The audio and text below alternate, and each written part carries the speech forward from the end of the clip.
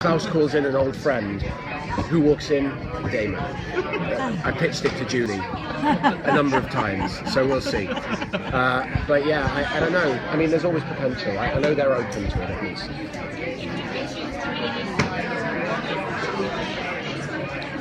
That's the first time I've ever been asked that question. If I could choose to be any superhero woman, I would be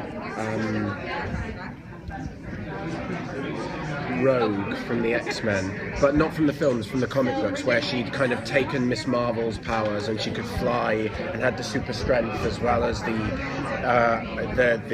curse of not being able to touch anyone. I always felt like she was the most kind of tortured, tragic superhero woman, and I think they should have done that with the films, given her those powers, although maybe that would have required a lot more backstory and would have been difficult to incorporate in the films. So yeah, here we go. Great, thank you. Nice to see you again. It's good to see you. So, what excites you the most about the new season? From what you know? From what I know, what excites me the most is the presence of more vampires, particularly those who were the first in the sire line from Klaus and from Elijah and Rebecca. You know, the first season was very much season of the witches. I call it that because there was the harvest ritual, there was the four that rose, you know, and then the second season involved a lot of the parents. It was dealing with all of those issues. Ultimately, Klaus dealt with them by killing the parents, some of them more than once, and his aunt.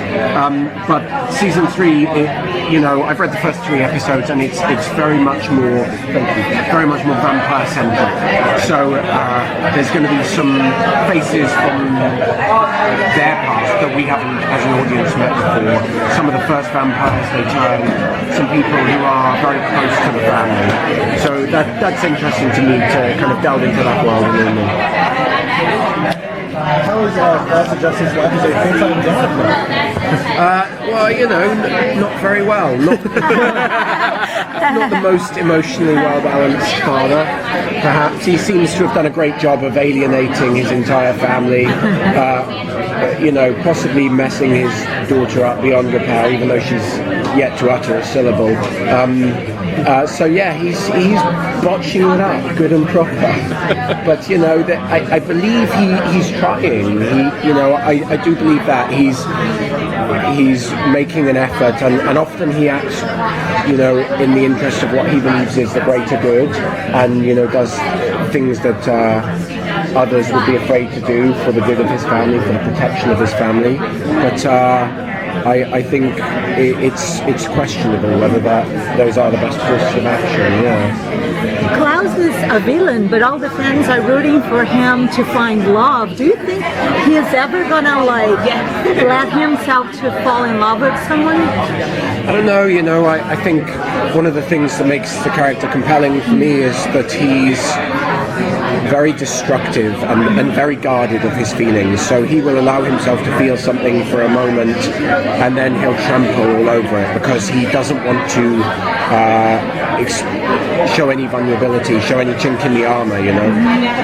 So I'm not sure, you know, and he started as a villain, but I suppose I like to think of the originals as a kind of transformation to at least anti-hero, if not hero, anti-hero, you know. I don't think we can go as far as to call him a hero yet, but he, you know, he allows him, he has those little moments with his daughter, and you know, just beats where you believe like maybe he's capable of some humanity before he, you know, toasts Elijah's girlfriend, or I don't know, curses Haley or whatever.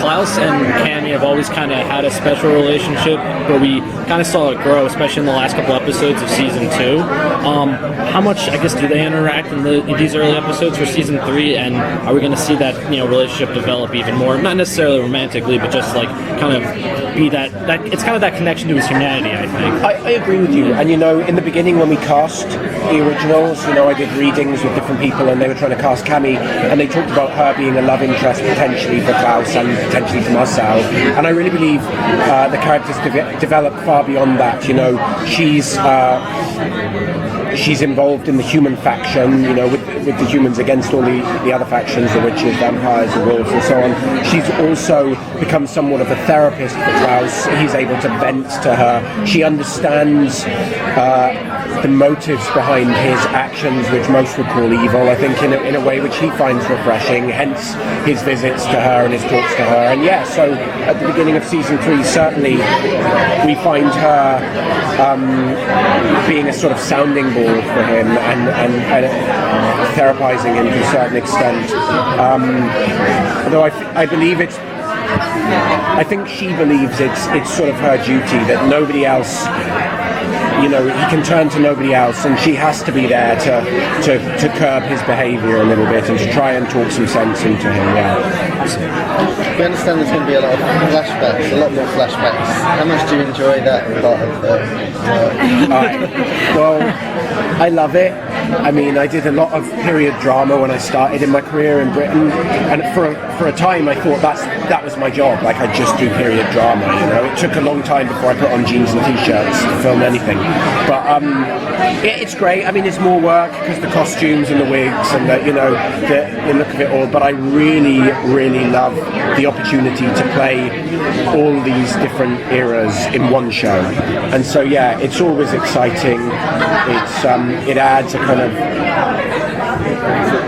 an overused buzzword, but like an epic quality to the show, which I think is important. And yeah, we do. I mean, you know, like I said, I've read the first few episodes, and there's flashbacks involved in that, you know, in those, which are very exciting, especially the first episode. Very exciting.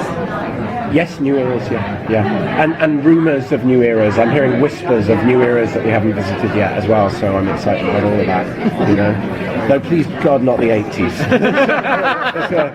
Please, let's not do that. I don't know, or the 70s. I don't know if bell bottoms and an afro is